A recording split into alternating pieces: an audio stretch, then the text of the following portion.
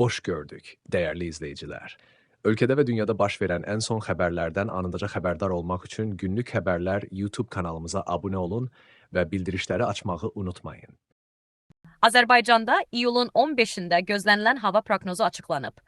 Bu barədə Milli Hidrometeorologiya Xidməti məlumat yayıb.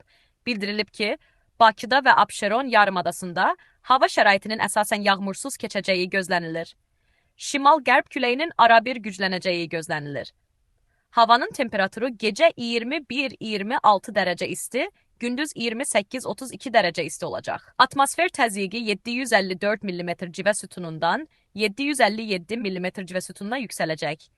Nisbi rütubət gecə 70-80%, gündüz 50-60% təşkil edəcək. Azərbaycanın rayonlarında havanın əsasən yağmursuz keçəcəyi, lakin gündüzdən bəzi dağlıq və dağətəyi rayonlarda arabir yağış yağacağı gözlənilir. Ayrı-ayrı yerlərdə qısa müddətli, leysan xarakterli olacağı, şimşək çaxacağı, dolu düşəcəyi ehtimalı var. Gecə və səhər bəzi dağlıq ərazilərdə duman olacaq. Mülayim şərq küləyi əsəcək. Havanın temperaturu gecə 21-26 dərəcə isti, gündüz 35-38 dərəcə, bəzi yerlərdə 40 dərəcə isti, dağlarda gecə 14-18 dərəcə isti, gündüz 24-29 dərəcə isti olacaq. Günlük Xəbərlər YouTube kanalımıza abunə olmağı və videonu bəyənməyi unutmayın.